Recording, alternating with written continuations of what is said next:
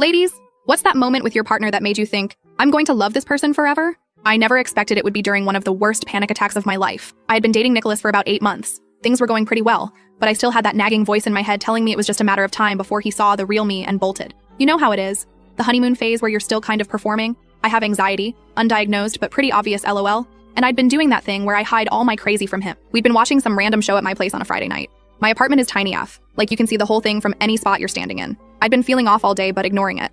The walls started closing in during episode 3, and I felt that familiar tightness in my chest. Tried the whole just breathe through it technique, but nope, full-on panic mode activated. I mumbled something about needing the bathroom and basically sprinted to my shoebox bathroom, locked the door, and slid down against it. Full-on hyperventilating, tears streaming, the whole embarrassing package. I was mortified. We hadn't had the mental health talk yet, and here I was having a complete meltdown over literally nothing. After about 10 minutes of trying to silently gasp for air, spoiler, you can't silently hyperventilate, I heard a soft knock. Nicholas asked if I was okay, and I managed to choke out some BS about feeling sick. Then he said the weirdest thing through the door. He asked if I wanted him to sit on the other side of the door, or if I needed space, or if I wanted him to come in. No one had ever given me options during a panic attack before. I couldn't answer, so he just sat down on the other side of the door. I could see his shadow under the gap. He didn't try to get me to open up, didn't keep asking if I was okay, didn't tell me to calm down. God, I hate when people say that. He just started talking about this random YouTube video he'd watched about penguins. Just casually chatting about penguins like I wasn't having a complete breakdown 3 feet away from him. The absolute randomness of it actually started to pull me out of my spiral.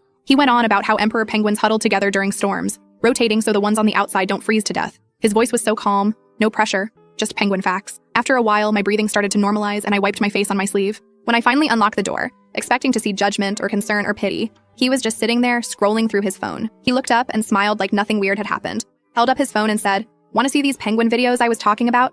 No big deal. No, are you okay now? Or what happened? Or maybe you should talk to someone." Later that night, when I finally explained about my anxiety, he just nodded. He asked what usually helps when it happens and if there's anything he should avoid doing. Then he showed me this app he downloaded right then. It was one of those breathing guide things. Said maybe we could try it together next time. Next time. Not hope that never happens again, or you should get that checked out. He said next time, like it was just a thing we'd deal with together eventually.